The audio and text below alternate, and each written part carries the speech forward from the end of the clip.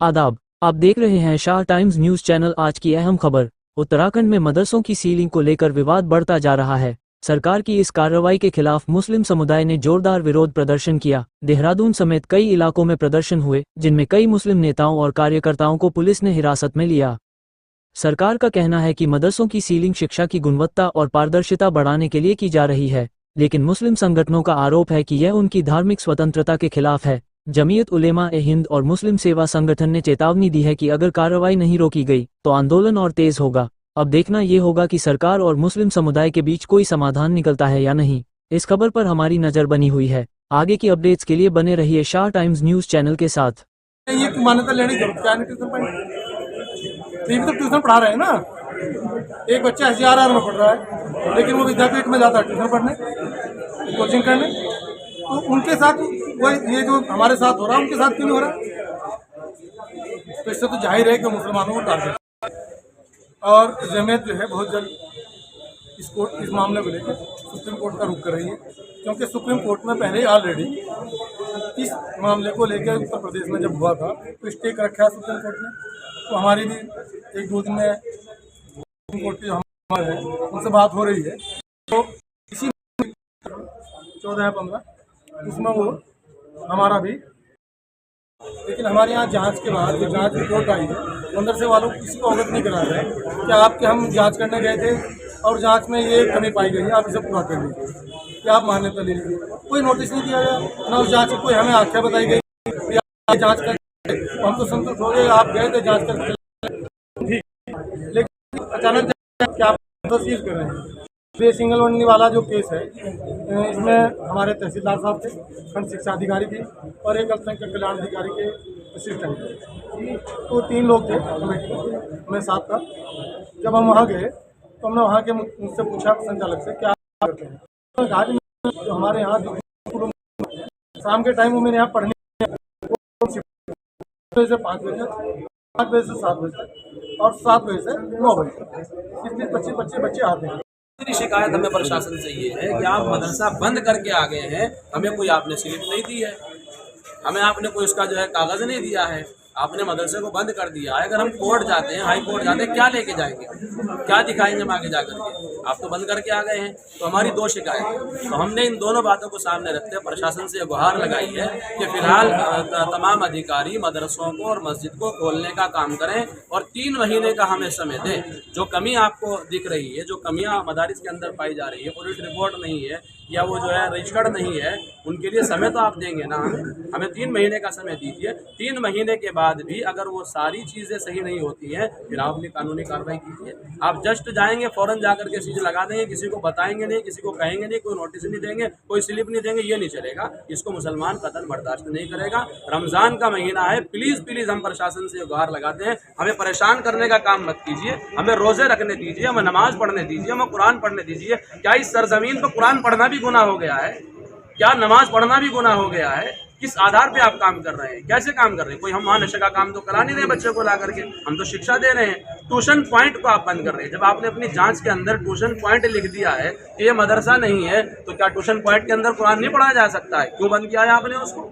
आपकी जांच के अंदर ट्यूशन पॉइंट लगा हुआ है। ये चंद सवाल हमने प्रशासन से किए हैं। उन्होंने हमारी बात को सराहते हुए कहा है कि अभी आप थोड़ा वेट कीजिए, हमें मशवरा करने दीजिए, हम आपकी तमाम भावनाओं को समझ रहे हैं और हम आपको इसका जवाब देंगे। ये मदरसा रजिस्टर्ड नहीं है, जिनको बोर्ड के अंतर्गत रजिस्टर्ड होना चाहिए, ये उस तरीके से रजिस्टर्ड नहीं है, इसलिए हम इनको इलीगल मानते हैं। हमने कहा है कि हमने ये बात मान ली कि हमारा मदरसा रजिस्टर्ड नहीं है, वक्फ बोर्ड में नहीं है, शिक्षा विभाग में नहीं है। पहली बात तो मदरसे का वक्फ बोर्ड में या शिक्षा विभाग में रजिस्टर्ड होना कंपलसरी नहीं है। इस बात को आप जहन में बिठाइए और इनको समझाइए। मैं आपके इस चैनल के हवाले से बात पहुंचाना चाहता हूं कि इनका रजिस्टर्ड होना कंपलसरी नहीं है। फिर दूसरी बात यह है, अगर हमें रजिस्टर्ड कराना है, हम वहाँ 5वीं की मान्यता ले रहे हैं या हम वहाँ बच्चों को हिंदी पढ़ा रहे हैं, इंग्लिश पढ़ा रहे हैं, हम उनको जो है रजिस्टर कराने का काम करते हैं, तो समय तो देंगे ना उसके लिए हमें आप। आप जस्ट आज हमें कहेंगे कि आपका मदरसा रजिस्टर्ड नहीं है, जस्ट जाकर के सील लगा देंगे, कैसे होगा? 20-20 गाड़ियों के साथ पूरा प्रशासन एक महल्ले के ऊपर दिखता है और वहाँ जाकर के एक भय और एक डर पैदा करता है मुस्लिम कम्युनिटी के अंदर। इसको बर्दाश्त नहीं किया जाएगा, ये तरीका ठीक नहीं है, ये एक किस्म की गुंडागर्दी है। अच्छे पढ़े लिखे अधिकारियों का ये काम नहीं है कि वो इस तरीके से जाए और कुछ ना बताए, कुछ ना कहे, ताला लगा के आ जाए। अच्छा अधिकारी पढ़ा लिखा इस काम को नहीं कर सकता है, ये तो एक अनपढ़ जाहिल आदमी का काम है। और वैसे लौंडे लफंडों का काम है कि जाया और जो जबरदस्ती ताला ठोक के आ गए, ये बिल्कुल दुरुस्त नहीं है। और प्रशासन से हमें उम्मीद है, जो हमने बात उनके सामने रखी है, कि वो हमारे मदारिस को खोलने का काम करेंगे और हमें 3 महीने का समय देंगे। 3 महीने के अंदर अपने मदरसे को हम ठीक करने का और उनके कागजात को सही करने का काम करेंगे। अच्छा, जम्मू का क्या स्टैंड है? अभी प्रशासन से क्या बात हुई, कुछ बात कोई हल निकल पाया?